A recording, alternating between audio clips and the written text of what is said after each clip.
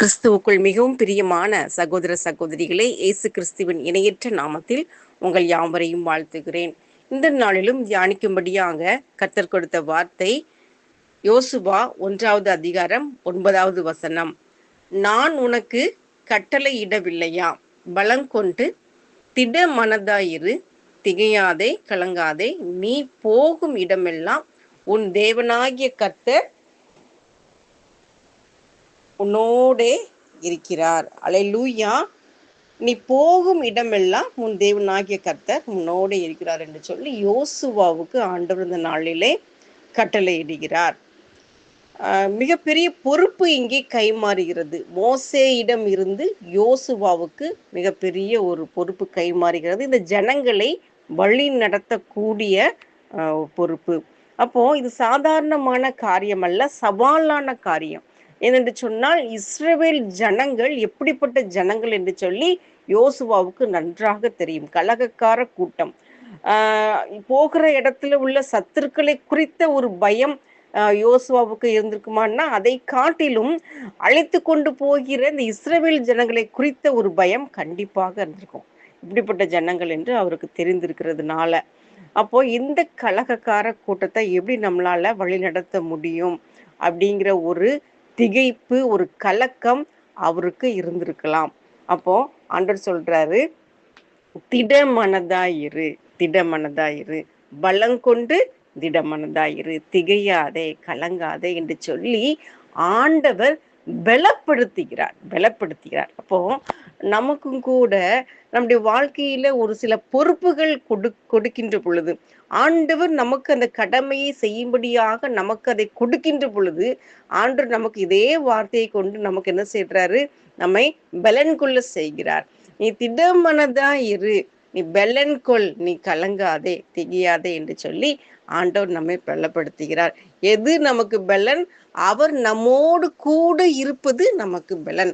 நீ போகும் இடமெல்லாம் நான் உன்னோட இருக்கிறேன் அப்படின்னு சொல்றாருல்ல, அதுதான் நமக்கு பலன். அவருடைய வார்த்தை நம்மோடு கூட இருந்து நம்மை வழி நடத்துவதுதான் நமக்கு கிடைக்கிற பலன். அல்லேலூயா. இப்படியாக யோசுவாவை ஆண்டவர் பலப்படுத்துகிறார். யோசுவா 1வது அதிகாரம் 6வது வசனத்துல வாசிக்கிறோம், பலங்கொண்டு திடமனதாயிரு, இந்த ஜனத்தின் பிதாக்களுக்கு நான் கொடுப்பேன் என்று ஆணையிட்ட தேசத்தை நீ இவர்களுக்கு பங்கிடுவாய்ன்னு சொல்றாரு. அழைத்து கொண்டு போறதே ஒரு சவாலான ஒரு காரியம் என்று சொல்லி நம்ம பார்க்கிறோம். அதே நேரத்துல இந்த தேசத்தை என்ன செய்யணுமா? பங்கிடணுமா. பங்கிடுவது சாதாரண காரியம் இல்ல, பெரிய காரியம், சிரமமான காரியம் இல்லையா? ஒரு ஒரு பொருளை இல்லாட்டி ஒரு பொறுப்பை, ஒரு சில காரியங்களை சில மனுஷங்களுக்கு பங்கிடுவது ரொம்ப ரொம்ப சிரமமான காரியம். சின்ன வயசுல நம்ம பார்த்துருப்போம், அப்படி இல்லை? ஒரு வீட்டை 4 பிள்ளைங்க இருப்பாங்க. 4 பிள்ளைங்களுக்கு ஒரு பலகாரமோ தின்பண்டமோ பங்கிட்டு கொடுக்கும்போது அப்படியே அளந்து பார்க்கும் அந்த பிள்ளைகள். எப்படி அளந்து பார்க்கும்? அந்த கூல்ட்ரிங்க்ஸ்லாம் கொடுத்தோம் அப்படின்னா அப்படி டம்ளர்ஸ் எல்லாம் ஒன்று போல வச்சு, ஒன்று போல இருக்கா, நம்ம அக்காவுக்கு அதிகமாக கொடுத்துருவாங்களோ, நம்ம அண்ணனுக்கு அதிகமாக கொடுத்துருவாங்களோ அப்படிங்கிற என்ன ஒரு எண்ணம். அதை அளந்து பார்க்கும். அப்போ மனிதனுடைய ஆசையின் அளவு ஒவ்வொருவருக்கும் என்ன செய்யுது? வேற வேற மாதிரி இருக்கு. அளவு அதிகமா இருக்கு, வித்தியாசமா இருக்கு, குறைவா இருக்கு. சில மனுஷங்களுக்கு அவங்க பிரச்சனை பண்ண மாட்டாங்க. ஆசை அதிகமா இருக்கிறவங்களுக்கு என்ன செய்வாங்க? பிரச்சனை பண்ணுவாங்க. அப்போ இந்த அளவீடு செய்யும் போது, பங்கிடும் போது அது ஒரு சிரமமான ஒரு காரியம். ஆண்டவர் இந்த பொறுப்பை யோசுவாவுக்கு கொடுக்கிறாரு. கொடுக்கும்போது அவருக்கு என்ன செய்யும்? ஒரு கலக்கம், ஒரு திகைப்பு வரும். ஆண்டவர் சொல்றாரு, திடமனதா இரு, பலங்கொண்டு திடமனதா இரு, பலன் கொள்ளணும்னா அது ஆண்டவருடைய வார்த்தையினால்தான் நம்மளை பலப்படுத்த முடியும். பேர்பட்ட சவாலான காரியங்களை செய்வதற்கு நாம் எங்கிருந்து பலன் கொள்ள முடியும்? ஆண்டோடைய வார்த்தையின் மூலமாக, வார்த்தையை கொண்டுதான் நாம் பலப்பட முடியும். அல்லேலூயா. இந்த நாள்ல ஆண்டவர் நமக்கு கற்றுக் கொடுக்கிறார். ஆண்டவர் நமக்கு ஒரு காரியத்தை பொறுப்பை கொடுத்தார் அப்படின்னா கண்டிப்பா நமக்கு பலனையும் சேர்த்துதான் கொடுப்பாரு. அந்த பலன் ஆண்டவருடைய வார்த்தை. அந்த வார்த்தையை நம்ம என்ன செய்யணும்? உட்கொள்ள வேண்டும். அல்லேலூயா. இந்த பலன் இப்போ ஆபிரகாமுக்கு ஆண்டவர் என்ன செய்யறாரு? பலப்படுத்துறாரு. 14வது அதிகாரத்துல, ஆதியாகமம் 14வது அதிகாரத்துல வாசிக்கும் பொழுது அந்த சோதோம்ல போய் லோத்துக்காக ராஜாக்களோடு கூட அவர் என்ன செய்யறாரு? யுத்தம் பண்றாரு. யுத்தம் பண்ணிட்டு வரும்போது இருதயத்துல ஒரு கலக்கம் வந்திருக்கலாம். இப்படி ஒரு பிரச்சனை வரும்போது நம்ம லோத்துக்காக நம்ம போனோம். லோத்துக்கு 2 பொம்பளை பிள்ளைங்க. நாளைக்கு நமக்கு ஒரு பிரச்சனை வரும்போது நமக்கு யார் வருவா அப்படிங்கிற, நமக்கு பிள்ளை இல்லையே அப்படிங்கிற ஒரு உணர்வு வந்திருக்கலாம், நமக்கு தெரியாது. ஆண்டவர் சொல்றாரு, இந்த காரியங்கள் நடந்த பின்பு கர்த்தருடைய வார்த்தை ஆபிரகாமுக்கு தரிசனத்திலே உண்டாகி, அவர், ஆபிராமே நீ பயப்படாதே, நான் உனக்கு கேடகமும் உனக்கு மகா பெரிய பலனுமா இருக்கிறேன் அப்படின்னு சொல்றாரு இல்லையா. நான் உனக்கு கேடகம், நான் தான் உனக்கு பலன், நீ பயப்படாத அப்படின்னு சொல்லிதான் அந்த வாக்கு தத்தத்தை அவர் அன்னைக்கு அறிவிக்கிறாரு ஆபிரகாமுக்கு. நம்முடைய ஏக்கங்களை அவர் புரிந்து கொண்டிருக்கிறாரு. நமக்கு பொறுப்புகளை கொடுக்கும்போது, நமக்கு கடமைகளை கொடுக்கும்போது, திட்டங்களை நமக்கு நம்முடைய வாழ்க்கையில அவர் அறிவிக்கும் போது என்ன செய்யறாரு? நம்மை பலப்படுத்துகிறார், நம்மை பலப்படுத்துகிறார். அல்லேலூயா. 1 சாமுவேல் 2வது அதிகாரம் 10வது வசனத்துல வாசிக்கிறோம். அன்னாள் இப்படியாக துதித்து பாடுறா, கர்த்தரோட வழக்காடுகிறவர்கள் நொறுக்கப்படுவார்கள், வானத்திலிருந்து அவர்கள் மேல் முழங்குவார், கர்த்தர் பூமியின் கடையாந்தரங்களை நியாயம் தீர்த்து தாம் ஏற்படுத்தின ராஜாவுக்கு பலன் அளித்து தாம் அபிஷேகம் பண்ணினவரின் கொம்பை உயர பண்ணுவார் என்று துதித்தால் பார்க்கிறோம். அப்ப ராஜாவே கிடையாது. அந்நாள் துதித்து பாடும்போது ராஜாவே கிடையாது. சாமுவேல் மூலமா தான் ராஜாக்கள் ஏற்படுத்தப்பட போறாங்க, அபிஷேகம் பண்ணப்பட போறாங்க. தீர்க்கதரிசியா பாடிட்டான் இல்லையா. என்னது? கர்த்தரோடே வழக்காடுகிறவர்கள் என்று சொல்றான். இந்த வார்த்தையெல்லாம் அவள் துதிக்கும் போது ஏன் வருது அப்படின்னா, ஆண்டவருடைய சமூகத்துல அவள் காத்திருக்கிறா, ஒரு ஆசீர்வாதத்தை பெற்றுக்கொள்வதற்காக பல வருடங்கள் காத்திருக்கிறா. காத்திருக்கின்ற பொழுது அவளுடைய சக்களத்தியான என்ன பண்றான்? இவளை மனமடிவு செய்யறா. அப்போ ஆண்டவருடைய திட்டம் அவளுடைய வாழ்க்கையில், அந்நாள் இந்த குறிப்பிட்ட ஆசீர்வாதத்திற்காக பல நாட்கள் காத்திருப்பது என்பது ஆண்டவருடைய திட்டம். அப்போ இதுக்கு எதிராக பேசுறவங்க, அந்த நேரங்கள்ல மனமடிவு பண்றவங்க யாரோட வழக்காடுறாங்க? ஆண்டவரோடு கூட வழக்காடுறாங்க. நமக்கு ஒரு சில ஆசீர்வாதம் காலதாமதம் ஆயிட்டு இருக்கா, இல்ல ஏற்ற எல்லாருக்கும் நம் கூட உள்ளவங்க, நம்ம சுற்றி இருக்கிறவங்க எல்லாம் அதை பெற்றுக்கொண்ட வேலையில நாம் பெறாமல் இருக்கின்ற பொழுது அதை குறித்து அதை ஒரு மாதிரி பேசுறவங்க, வெட்கத்துக்கு உட்படுத்துறவங்க, மனமடிவு உண்டாக்குறவங்க யாருக்கு எதிராக யுத்தம் பண்றாங்க? கர்த்தருக்கு எதிராக யுத்தம் பண்றாங்க, வழக்காடுறாங்க. அந்த வார்த்தையெல்லாம் நமக்கு நேர வந்த வார்த்தைன்னு நினைக்காதீங்க. ஆண்டவருக்கு நேராக வந்த வார்த்தை, ஆண்டவருக்கு எதிராக வந்த வார்த்தை, ஆண்டவரோடு கூட வழக்காடுகிற காரியம்.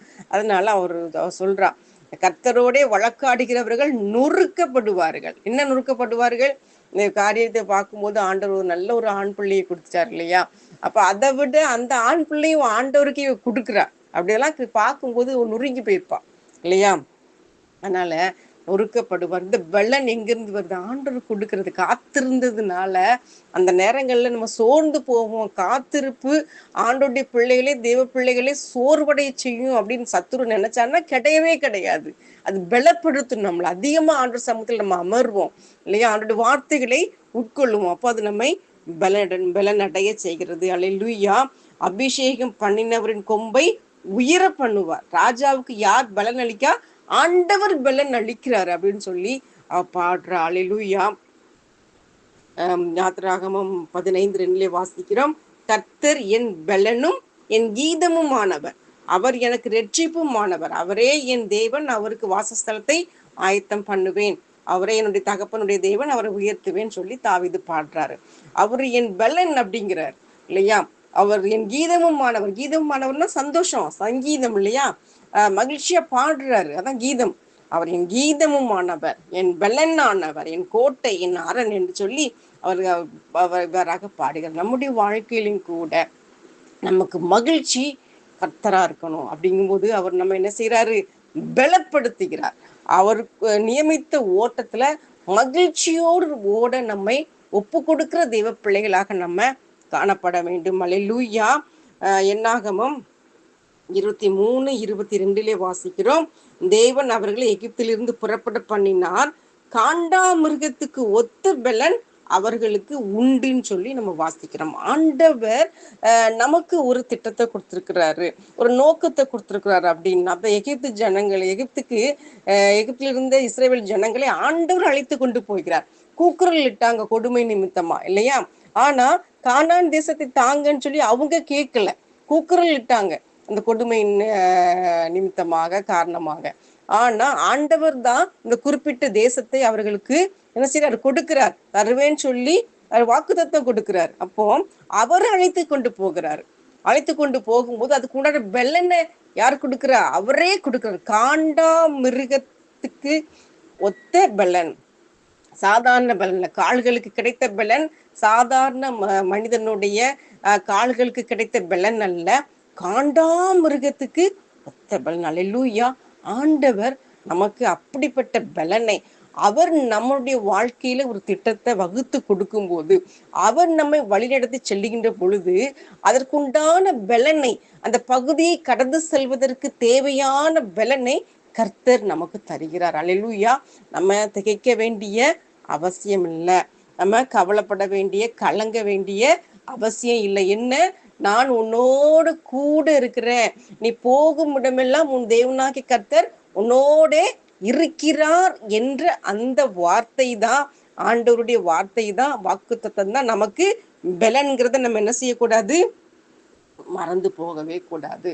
ஆனா அந்த போகிற இடம், அதை யார் தேர்வு செஞ்சா? கர்த்தர் தேர்வு செய்தார்.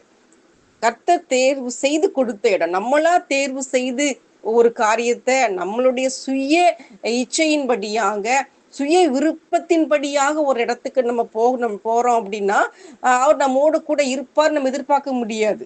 அவர் அழைத்து சென்ற இடத்துக்கு நாம் போகும்போது, நாம் நடந்து செல்வதற்கு நம்மளை ஒப்பு கொடுக்கின்ற பொழுது அவர் நம்மோடு கூட இருக்கிறாரு. கூட இருக்கிறது மாத்திரமல்ல, அவர் கூட இருப்பதே நமக்கு பலன், நம்மை பலப்படுத்துகிறார்.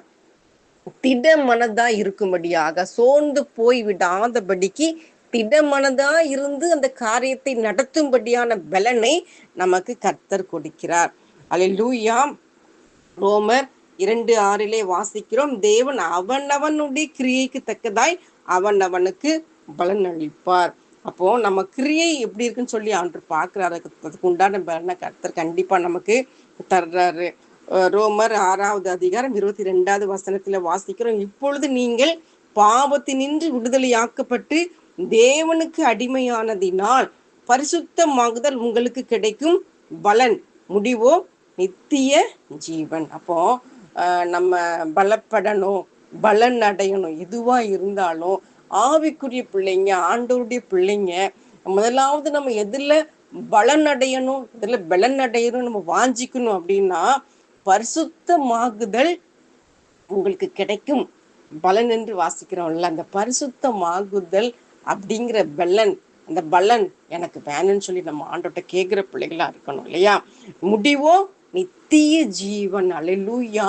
அதற்குண்டான அந்த ஓட்டத்துல, ஆண்டவரே நான் ஓடிக்கொண்டிருக்கின்ற பொழுது என்னை பலப்படுத்துங்க சுவாமி, என்னோடு கூட வாங்க ராஜா அப்படின்னு சொல்லி கேட்கிற தேவ பிள்ளைகளாக நம்ம காணப்படணும், இல்லையா?